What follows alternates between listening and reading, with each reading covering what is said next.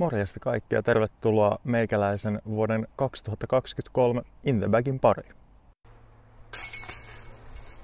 Pitemmittä puheitta lähdetään ensimmäisenä puttereista.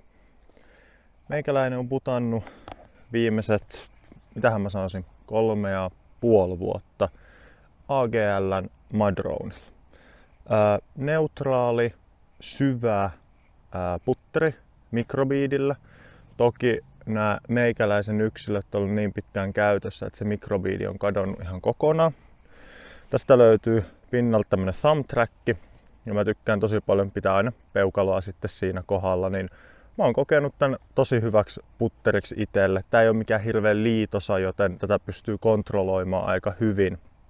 Ja tää on itse asiassa kiekko, moldi, itse asiassa nämä 2 kiekkoa ihan, jotka on ollut pisimpään mun bagissa. Mulla on paha taipumus vaihtaa kiekkoja bagista aika paljon, mutta nämä on ollut tosiaan jonkun 3,5 vuotta. Tähän laitan Instagram-postauksen itse asiassa, että milloin mä sain nämä kyseiset 2 kiekkoa. Eli putissa AGL Madrone. Sitten jos mennään niin sanotusti tonne draivaamisen puolelle puttereiden osalta, multa löytyy Exosoft Logikki. Itse asiassa tätäkin mä käytän enemmän hyppyputeissa, sanotaan siitä 15-35 metriä. Niin siinä mulla tulee tää Exosoftin Logikki. Tässä on mukavan matala profiili ja tässä on aika paljon liitoa.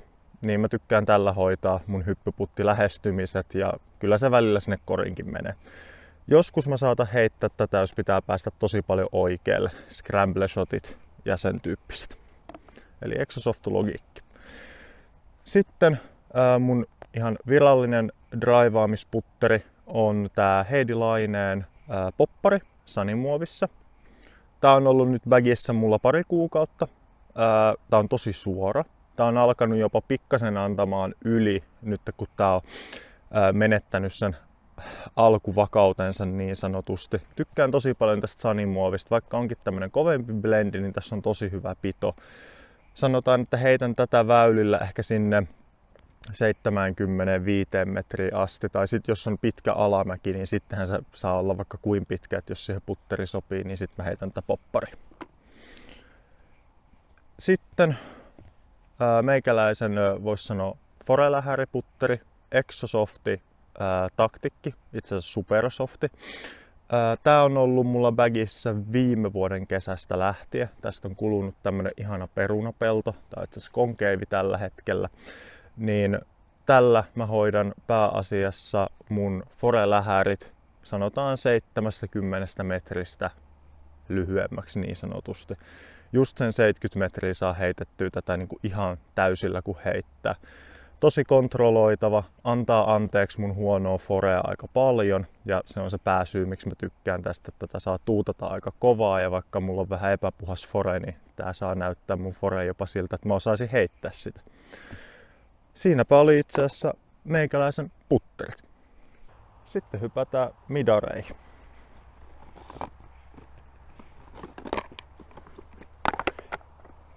Ennen kuin hypätään tähän nelikkoon, niin pitää kiittää meikäläisen tämän kauden tukijoita, Kiekkokauppa Discatsia, Excel Discsia sekä Hinkkadice kiekon väriä. Ja iso kiitos teille, kun olette tukenut mun vuoden 2023 kautta. No, hypätään tähän midarien pariin. Ensimmäisenä on itse asiassa Hinkkadicen värjäämä Lux Origini. Tää on tullut mulle bagiin ekan kerran, väittäisin jopa 2 vuotta sitten. Tää on kulkenut sisään ja ulos mun bagista aika paljon. Tää on kulunut nyt aika paljon, eli tällä mä heitän alivakaita midariheittoja, missä on tarkoitus päästä oikealle tai vastaavasti heitän kovaan hysseen ja saan tän poppaamaan pystyyn.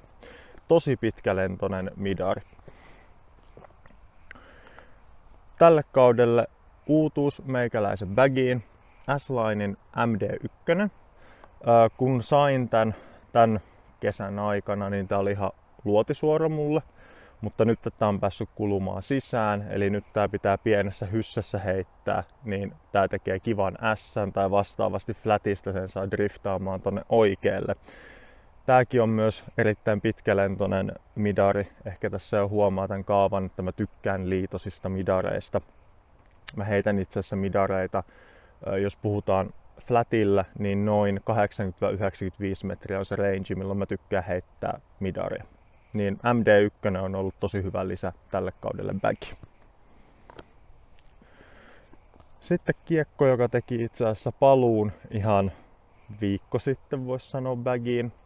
Mä olin käyttänyt C-Line MD1 tässä slotissa. Se oli upouutena aivan tikkusuora kivalla feidillä, semmoisella pienellä. Mutta nyt kun se on ollut bagissa myöskin sen muutaman kuukauden, niin se alkoi kulumaan ja kääntämään yli, mistä mä en sitten tykännyt.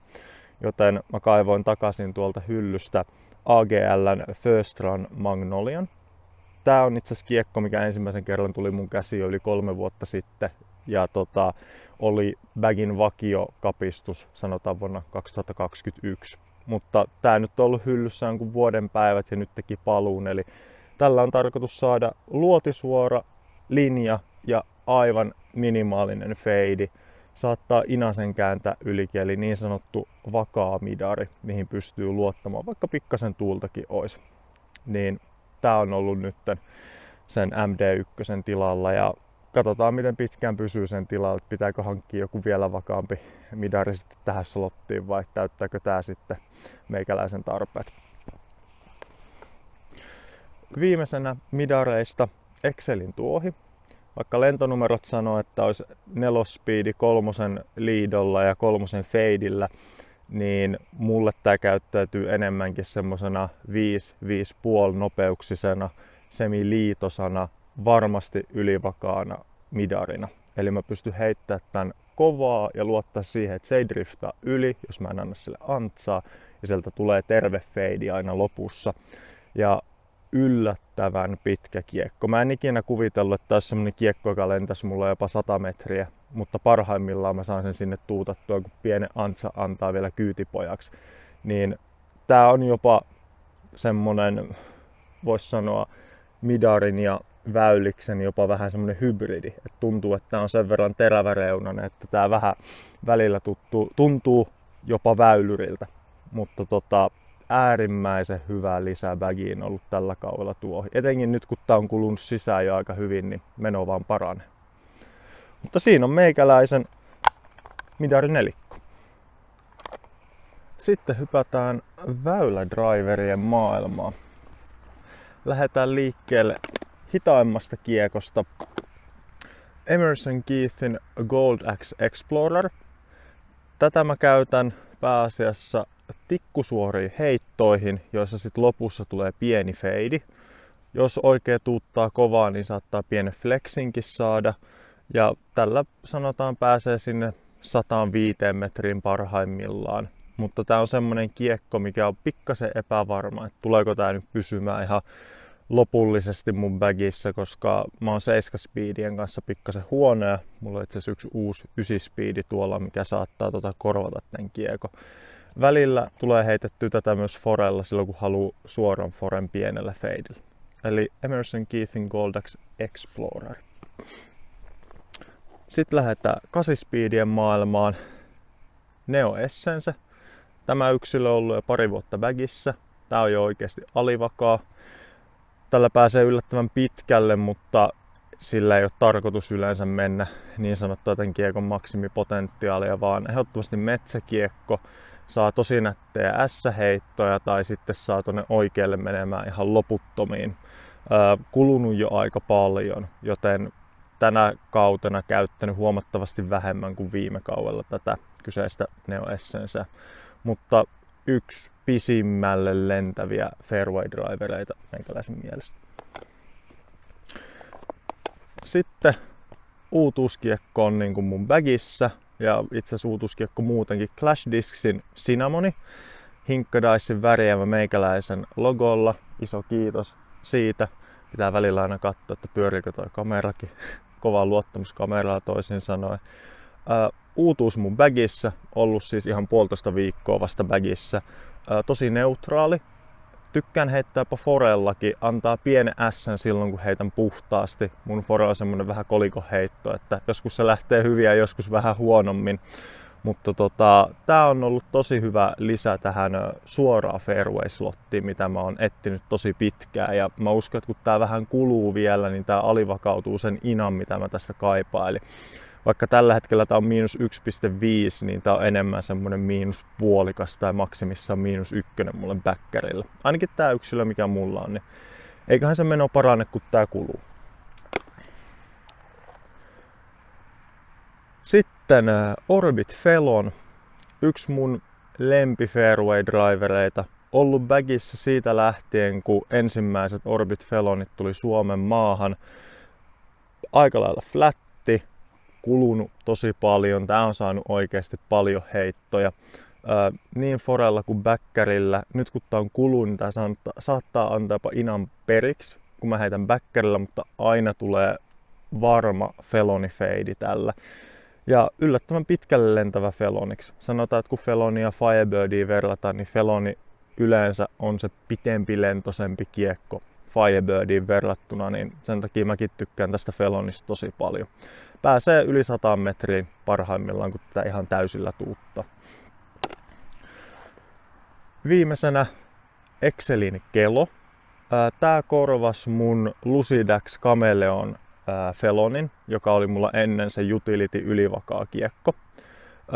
Kelo vei sen paikan ylivoimaisesti sen takia, että muovi on huomattavasti pehmeämpi ja gripikkäämpi, mitä siinä Lucidax Chameleon Felonissa oli. Se tuli tosi ongelmalliseksi kylmällä säällä esimerkiksi, missä joutuu pelaamaan täällä Suomen maassa ihan liian usein.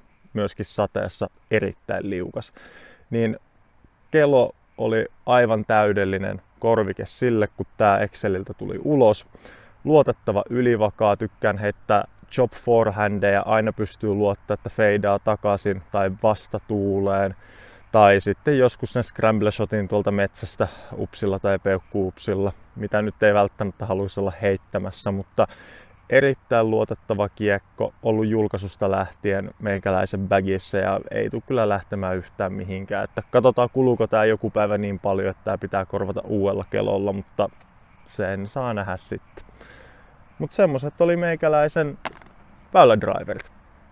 No niin, sit siirrytään monen lempikategoriaan, kuten omaankin lempikategoriaan, eli distance drivereihin. Moni mun tuttava tietää, että driverit vaihtuu mulla valitettavasti melkein nopeammin kuin sukat. Ja sanotaan, että siitä ei kannata kenenkään ottaa esimerkkiä, koska mä en tunne mun drivereita sen takia hirveän hyvin yleensä. Ja itse asiassa jos listataan, niin kauden alusta lähtien mulla on distance drivereina bagissa käynyt Dessuja, Rivejä, Ballista Prota, Excelin Korpea, itse asiassa yksi korpi on nytkin bagissa. Wraithejä, no toki niitä on edelleenkin ja niin edespäin. En edes muista kaikkia. Niin se on tosi huono tapa, mistä mä haluaisin päästä eroon, mutta kai sitä etsii vaan täydellisyyttä, vaikka todellisuudessa vika on kyllä heittäessä eikä kiekoissa, mutta aina sitä haluaa kuvitella, että vaihtamalla kiekkoja saavuttaisi jotain parempaa. Ja näin me maagisesti siirryttiinkin tänne yhtäkkiä sisätiloihin. Kuten sanoin, meikäläisen driverit vaihtuu suhteellisen nopeasti ja kuvasin sen in the bagin noin 3 viikkoa sitten ja vähemmän yllättäen, niin ne driverit sitten osittain muuttu taas kerran, joten mä ajattelin, että mä mieluummin teen tämän driveripätkän teille vielä kokonaan uudestaan. Eli katsotaanhan mitä mä nyt pyrin loppukauden kantamaan mukanani.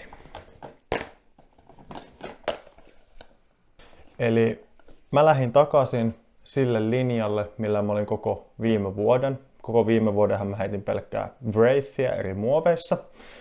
Niin mä päätin taas mennä takaisin siihen, missä mä viimeksikin olin. Eli punainen, alivakain, Star Wraithi. Tykkään heittää tosi paljon forella. Tää on itse asiassa varmaan mun pisinkin Wraithi tällä hetkellä, että kun oikeaan hysseen paiskaan tän, niin tän saa nätisti yli ja tulee vielä takaskin, mutta tällä pystyy myös heittämään heittoa, että se menee loputtomiin tonne oikealle, mutta on huomannut, että tätä pääasiassa nykyään heitän forella. Sinne noin 100 metriä jopa saa heitettyä tän, mikä on meikäläisen forelle ihan äärimmäisen hyvä. Sen jälkeen pykälä vakaudessa ylöspäin. Tämän vuoden Color Glow Nathan Queen Wraith. Tää on meikäläiselle semmonen hyssäflippi, ässäävä Wraith, lentää tosi pitkälle, kestää ehkä pienen tuulenkin. Tosi paljon tykännyt tästä. Tätä pääasiassa on nakellut bäkkärillä, mutta forellakin saattaa tulla heittoa, jos tuulee vähäsen. Sitten mennään vakaitten Wraithien puolelle, eli Star Wraith taas kerran. Tämmönen vähän vanhempaa runia. Ei ole kuitenkaan kynämerkattu, täyspainoinen yksilö. Tää kestää jo tuulta ihan jonkin verran. Täysillä kun heitän, niin saan ihan pikkasen niiaamaan yli ja tulee varmasti takaisin. Tätäkin saatan välillä heittää forella, jos tarvii hyvän fade. Sitten uutena tulokkaana bagiin vuoden 2023 Halostar Wraith. Tosi mukava, just sopiva meikäläisen kädelle heittoihin, että se menee tikkusuoraan ja feidaa lopussa. Pystyn luottamaan tämän vakauteen, pystyn heittämään tuuleenkin ja toimii myös forellakin tosi hyvin, kun tarvii päästä oikealle vielä enemmän kuin näillä 3 muulla. Tosi hyvä lisä ollut bagiin. Tää nyt on viettänyt aikaa mun bagissa oikeasti vaan 1,5 viikkoa. Tai ei anteeksi sitäkään. Tällä viikolla mä tän kävin ostamassa, mutta tykästynyt tähän tosi nopeasti. Viimeisimpänä yksi dessu löytyy, Halostar, vuosimallia 23. Kävin ostamassa tän Discatsiltä, mitä hän valehtelisi kutakuinkin silloin, kun heille tuli näitä myyntiin, niin aika lähelle sitä, niin ostin tämän. Ja tätä mä oon onnistunut kuluttamaan jonkin verran, on vähän jo vekkiä ja muuta, kulunut se pahin ylivakaus pois. Mutta tää on semmonen, että mä pystyn aivan hanat heittämään tätä. Tiedän, että ei tule taittamaan yli, jos se ei ole kunnon vastasta. Mutta koska tässä on hyvä dome, niin tää lentää kuitenkin aika pitkälle ennen kuin sieltä tulee semmonen hyvä puskeva fade.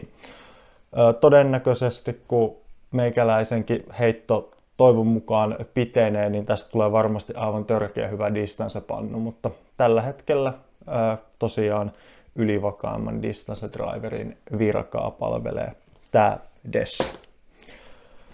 Siinäpä se sitten ois tällä kertaa meikäläisen in the bagi tälle vuodelle.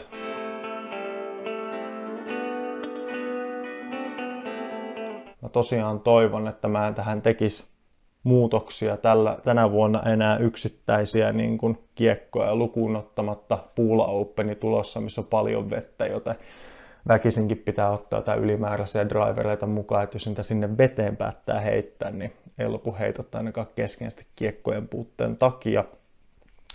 Mutta pidemmittä puheitta, kiitos kun katsoit meikäläisen In the Bagin. Kommentoi alle, mikä on teikäläisen lempikiekko tällä hetkellä. Mä sanoisin, että tästä mun bagista rakkain kiekko tällä hetkellä on todennäköisesti tää Extra Softi taktikki. Tää on ollut tosi pitkään mulla bagissa, että tää on kulutettu rakkaudella. Tästä on tullut kunnon perunapelto, niin tää on ehdottomasti meikäläiselle erittäin tärkeä kiekko. Niin kommentoi ihan omasta tonne alle. Me nähdään taas ensi videossa. Se olisi moro.